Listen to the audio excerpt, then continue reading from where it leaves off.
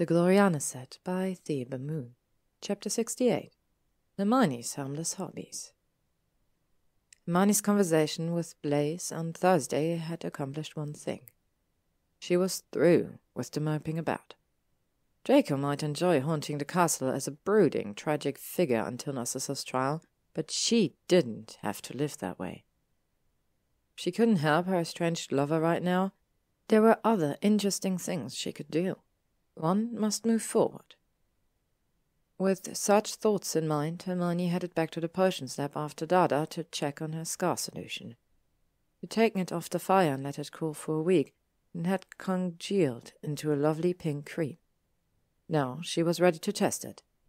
"I strongly advise against this, Miss Granger," Snape's portrait said for the umpteenth time. Hermione unbuttoned her shirt cuff and pushed up the sleeve bearing the mudblood scar. "Harry is in the library with Draco," she said. "If something goes wrong, there is a painting of a rose garden by—" "I am familiar with the paintings hanging in the Hogwarts library," Snape said with a sneer. "I was studying in that library before you were born." Hermione unwrapped a small clean brush, the same type she used on the flubberworms. Then she took the lid off the cauldron. "Do you have the aurum potion on hand?" Snape asked. Hermione replaced the lid and held up a bottle of thick golden potion.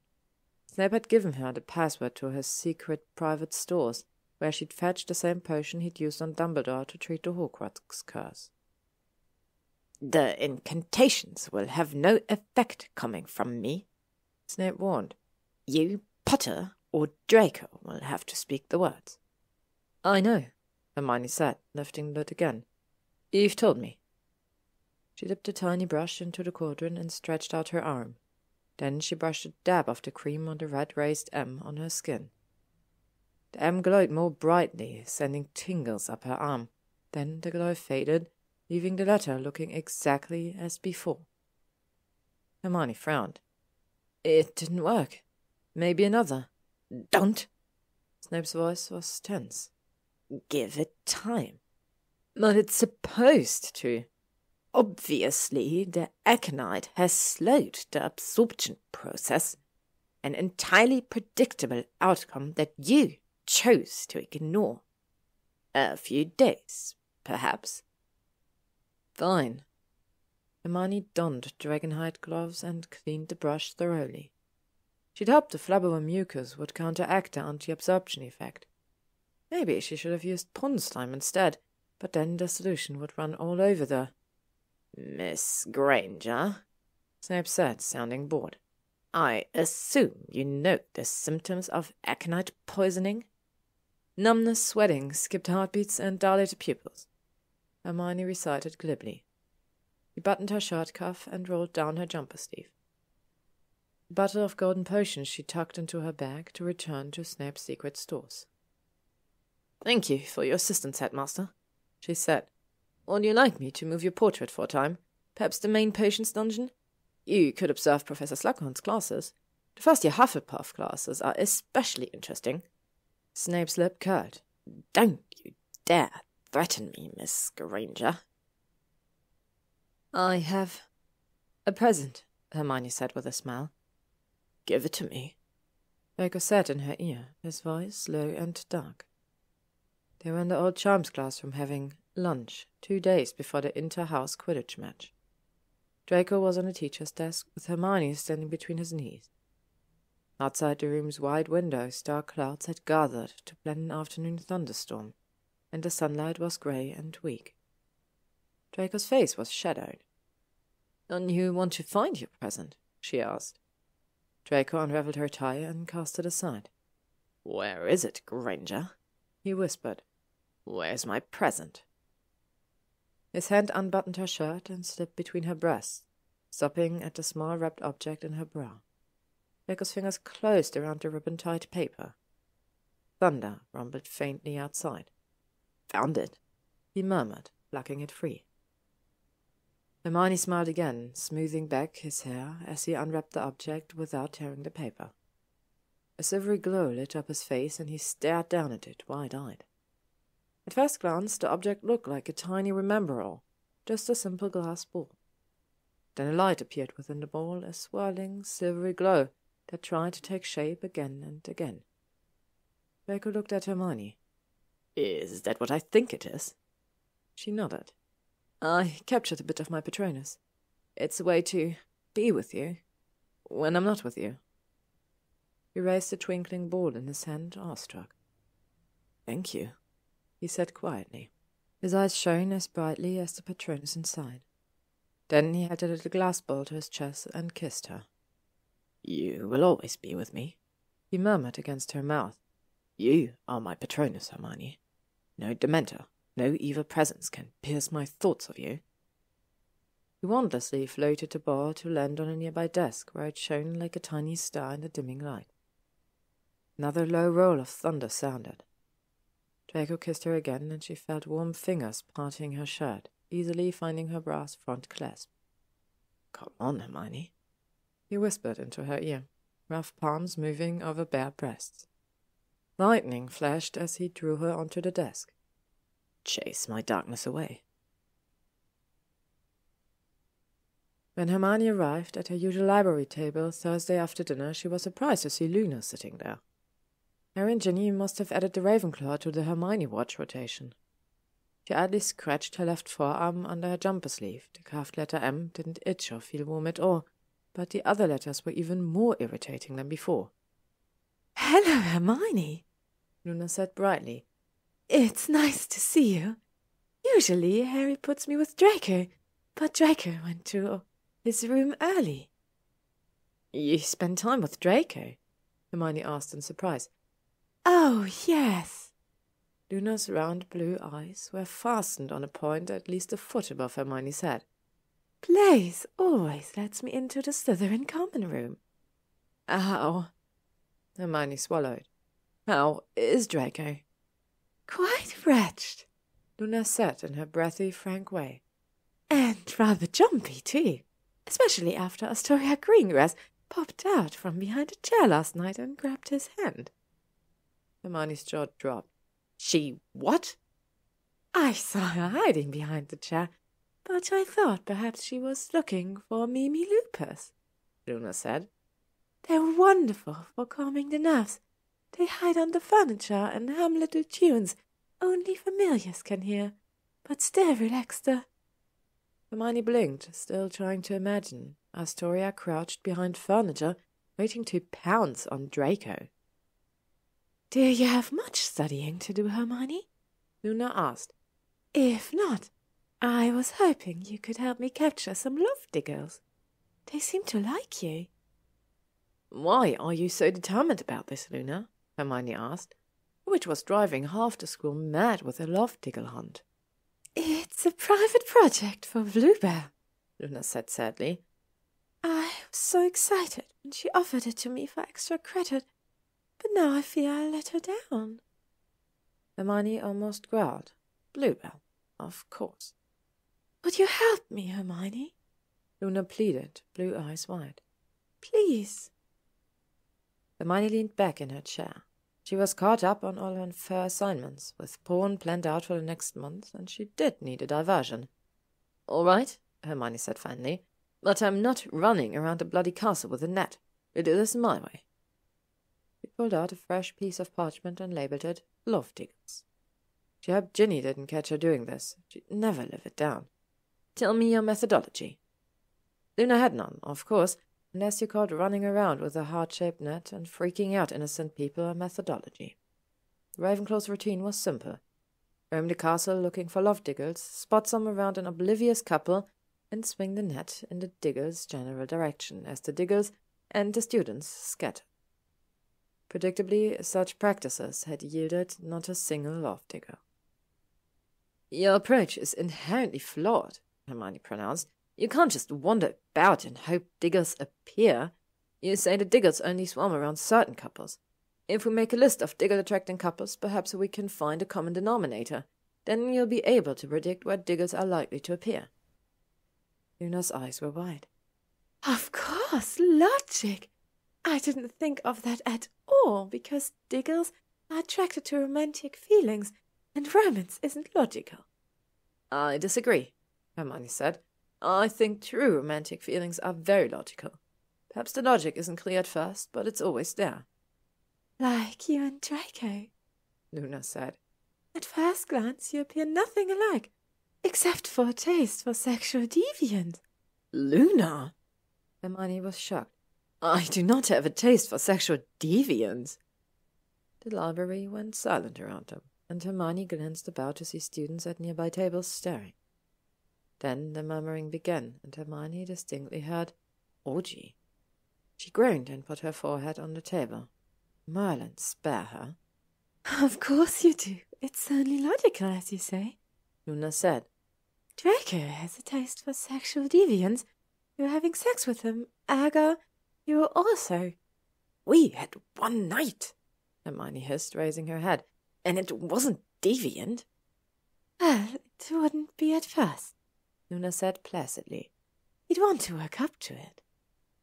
Hermione glared at Luna, ignoring the sudden jump in her pulse.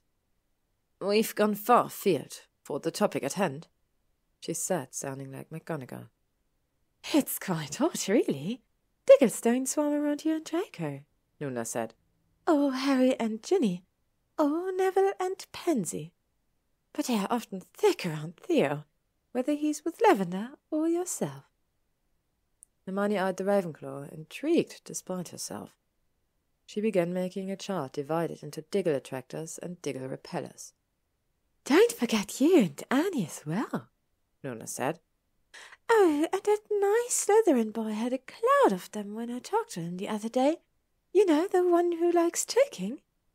I doubt he likes the choking you're talking about, Hermione said darkly. You should have taken him up on his offer, Luna said. But perhaps you're saving that for Draco. About her Stiggles, Hermione said hastily. Do you see levels of attraction? Say, certain couples attract an unusual number of Diggles while others draw only a few? Luna nodded eagerly, and they spent a happy 30 minutes assigning numbers to various couples.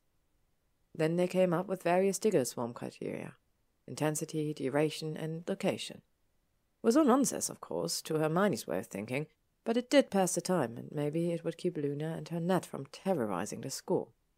Let's meet again on Sunday, Hermione said, and see if we've drawn any conclusions. Meanwhile, observation only. No hunting. Luna beamed. You're a good friend, Hermione. I hope you and Draco get together again soon. Let me know if you'd like an activity rubric for the reunion. Hermione blushed, thinking of Draco's list, still at the bottom of her trunk. We have that covered. Thank you, Luna. Hermione was walking back from Hagrid's Friday night with Neville when she noticed some odd, shadowy movement to the left of the castle door. Hagrid had invited selected students to his Hydra Goodbye barbecue, where guests put sausages on long-handled forks and held them over the Hydra's cake. The Hydras were due to return to Greece in a week. They were officially the property of the Athens Magical Zoo. Their departure date couldn't come soon enough for Hermione. The babies had doubled in size, and their breath was less fiery but not yet poisonous. The Department for the Regulation and Control of Magical Creatures was sending officials to oversee the Hydra's transport and ensure the monsters actually left the country. Not surprisingly, only Neville and Hermione had turned up at Hagrid's farewell event. Even Harry had refused to go, and Hermione had forbidden Lila from attending. Hagrid had a lovely time, despite the lack of guests, stuffing himself with burnt sausages. Hermione and Neville secretly fed their own dinners to the Hydras rather than eat meat cooked with toxic monster fumes. Go ahead, Nev, Hermione said as they approached the castle doors. I want to enjoy the night for a bit, clear my head. Hagrid's magical clover wine was some kind of strong. Stay close to the castle, Neville said, and tottered off unsteadily. Hermione took a few minutes to look over the valley ringed by mountains. Night came early in November in northern Scotland. Hogwarts grounds were shadowy outside, the ring of light cast by torches posted on either side of the door. Faint red light flickered from the hydro pen, and trees sighed in the frigid wind of the peaks. The scene looked tranquil enough, but Hermione could hear faint thumps and muffled swearing off to the right. She circled a corner and walked over to where 2 stone walls jutted from the castle. In the shadows between the 2 walls, a dark figure was riding a broom in a small grassy space. Well, riding was the technical term, perhaps. Astoria was on her Asperitas prototype broom, flying upward, then bucking backward at 5 feet. Again and again she tried to break the invisible barrier. The Slytherin's hair, necklace, and silver-painted broom shone in the quarter-moon's light. After a particularly vicious lift, the Asperitas accelerated quickly. The spell's invisible leash snapped Astoria sharply backward, knocking her to the ground. The Slytherin raised herself painfully to a sitting position, panting. She choked, a sound that might have been a sob. Hermione froze, hoping not to be seen in her black cloak, but Astoria hissed and jumped to her feet with only the smallest wobble. Blonde was much taller than Hermione, but Astoria was the one trapped between the 2 walls, and Hermione's wand was now in her hand. "Come to gloat, Granger," Astoria snarled. Hermione said nothing, just raised her wand. Astoria flinched slightly and created a ball of light that lit up the stone-walled space. "No, Greengrass," she said calmly. "I'm here to help you." She'd been thinking about Astoria since her love-digger session with Luna the day before.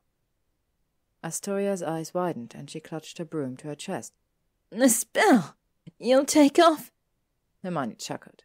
"Merlin, no, and don't bother threatening me," she added as Astoria began winding up for a stream of threats and filthy insults.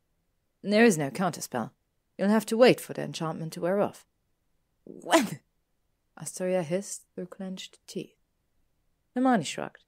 "Eventually."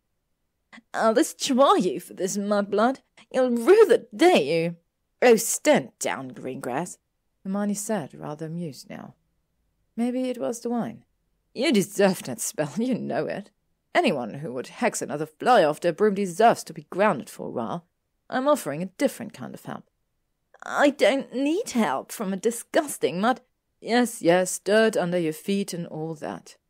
Hermione rolled her eyes. "I get it. You really want to keep this feud going, Greengrass. When are you going to learn you can't win?" Silence. Astoria's hand tightened on the silver broom handle. "It continues to baffle me," she hissed. "How you, who are nothing, think—" "You may want to consider the possibility that I'm not nothing," Hermione lectured. "Rather, it is you who are nothing, but only because you make yourself so. Your mind is narrow, your goals laughable, and your penchant for using people only drives them away." "You think you know me, mudblood?"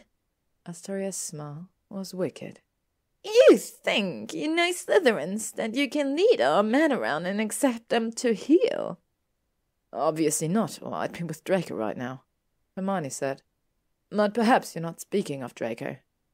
Astoria stiffened, very slightly, but Hermione caught the movement even in the half-light. "Yes, I know about Theo.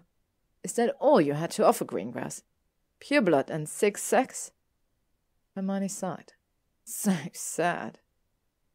Astoria strode forward, clearly determined to force a way out of the walled space, but Hermione raised her wand slightly, and the Slytherin froze. "As I said, I'm offering help," Hermione continued. "I'm feeling unusually charitable tonight. Plus, I have some extra time on my hands these days, with Draco off being so noble and all. So I'm willing to make a deal." "A deal?" Astoria repeated coldly. "You drop this vendetta against me and stop chasing Draco, and I'll—" Hermione stepped closer and touched the tip of her wand to the crooked M on Astoria's choker. "I'll free you from that necklace." Astoria stumbled backward in shock. She swallowed, the lattice of diamonds rippling on her throat. I don't know what you're talking about." "Narcissa Malfoy gave you the necklace, of course," Hermione said. "It's the only explanation. She ordered you to wear it and to do everything in your power to renew your betrothal with Draco." Astoria flushed and opened her mouth, but suddenly her head drooped. One long, pale hand touched the diamonds. "Every time I try to remove the necklace," she whispered, "it tightens." Another swallow. "If too much time passes without speaking to Draco, without touching him, it... Astoria's words sobered Hermione, and she stared at her rival in horror. Was there no end to the family's scheming? "I told Draco once that his future could be different, and I still believe that," Hermione said. "Your future could be different as well, Greengrass. You could shed the necklace and the legacy and walk away." Astoria's face suddenly looked younger, a girl again. Then she frowned. "He can't do it. How can a mudblood undo centuries of ancient magic?" Hermione sighed. Some people were so stubborn. "I'm not a fool, Granger," Astoria said. "I can read books too, and I've visited Borgin and Berks. There's no way to break the spell." Another witch turning up at the shop with enchanted Malfoy diamonds. Astoria's visit might have reignited Borgin's memory of the Gloriana set. At the very least, rumors were likely spreading about that necklace. "Let me try to free you," Hermione said. "I can be creative." Looked pointedly at Astoria's broom. "Obviously." Astoria looked struck by this. She was quite a logical witch when she wasn't being controlled by racist hatred or cursed diamonds. "What can you possibly do?" "Any number of things," Hermione said carelessly. "First, I'll ask Draco to allow you to speak and touch him regularly so you're not tortured by the necklace. Then I'll have a chat with Narcissa." The direct approach was always the best. Astoria nodded, cringing slightly at Narcissa's name. "Excellent." Hermione put her wand back in her cloak pocket with a smug smile. She began to leave the walled space, then turned back to give Astoria a hard look. "One more thing," Hermione said. "If I hear of you harassing, touching, or even looking at Lila Durand, the deal is off. I'll see you expelled, and you can try to catch your husband with a Malfoy leash around your neck." Astoria nodded slightly. "Say it, Greengrass." Hermione wished the blonde wore a signet ring. "I will not harass, touch, or look at Lila Durand," Astoria said. "And if you manage to remove this necklace, I won't take action against you. I won't pursue Draco." She actually shivered. "I have no desire to be a Malfoy anymore." "All right, then," Hermione said. She turned and walked back towards the castle, thinking of the fear and loathing in Astoria's voice when she spoke of the Malfoys. Neville was right, Hermione thought. These were very deep waters. Hermione had no trouble finding Draco Saturday morning with the help of the map. Surely this could be an exception to her promise to stay away. Draco didn't agree. "You need to leave, Hermione," he said sternly when she turned up at Slughorn's opulent office. He was correcting potions essays at the professor's silver-inlaid desk, looking entirely suited to his surroundings. The lamps reflected off his shining hair, and he dominated the room as if it were his own. Hermione moved to the other side of the desk, not daring to come any closer. This was the first time they'd been alone since they'd spoken in the entrance hall before joining Harry for breakfast. Morning after their night together, a night she'd been trying not to think about. Draco returned to his stack of essays, determined to ignore her. To Hermione's right was Slughorn's glass bowl of water, with a single petal that transformed into a fish. Green sand streamed into the lower bulb of the brass hourglass nearby. Flames crackled behind the fireplace's elaborate brass screen, but the room was still chilly. Draco wore a heavy green jumper, its collar low enough to reveal a thin silver chain around his neck, a chain so thin as to be hardly visible. Her eyes picked out the faint gleam of silver as they swept down the long muscles of his throat, from sharp jaw to collarbone, his skin glowing in the lamplight. Hermione shook her head. "Focus." "I want to talk about Astoria," she said. Draco looked up. "Has she been harassing you? No, nothing like that. It's the necklace." "Draco." She swallowed hard. "The necklace compels her to speak to you, to touch you, and whenever she fails or tries to remove it, It chokes her. He dropped his quill, shocked. I can't believe my parents would. Hermione raised her eyebrows and he trailed off. Actually, I do believe it. I want to free Astoria from that necklace, Hermione said. I'll take her to see Narcissa and... No. Draco stood, managing to loom over her, despite the white desk between them. You will not contact my mother. You would condemn Astoria to a life... She deserves it, Draco said coldly. Astoria schemed and manipulated and tried to trap me into marriage. She attacked you twice. Her hatred and her greed brought her to this. I won't allow it. I'll find a way. No, I absolutely forbid it. Draco placed his hand on the desk's dark wood and leaned closer, grey eyes on hers. Stay away from my mother. You can't stop me, Hermione snapped. Her fingers twitched for her wand, but she clenched her fist instead. Draco straightened and ran a hand through his hair. Listen to me, Hermione. Aurors have moved Mother to a secret location until the trial with a secret keeper. She's received death threats, and there are people in the ministry who would betray... He choked, and Hermione wanted nothing more than to take him in her arms until that look of sick pain left his face. She nodded. I won't try to see her. Draco looked relieved. I don't like it either, that necklace, he admitted. It's sick and wrong, and someday I'll do something about it, but not now. Hermione said nothing. They stared at each other across the parchment-cluttered desk. Only sound their breathing, the tick of Slughorn's clock, and the snapping of the fire. Hermione felt an inexplicable peace steal over her, just by being in Draco's presence.